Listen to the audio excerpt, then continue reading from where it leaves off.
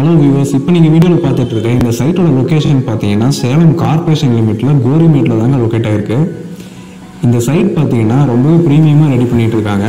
சைட்டை வீடியோவில் பார்க்கும்போதே உங்களுக்கு தெரியும். சுற்றிலும் 10 அடிக்கு காம்பவுண்ட் வசதி பண்ணி கொடுத்து ரோடெல்லாம் ப்ராடாக கொடுத்து ஹைவேல இருக்க அளவுக்கு ரோடோட குவாலிட்டி கொடுத்துருக்காங்க.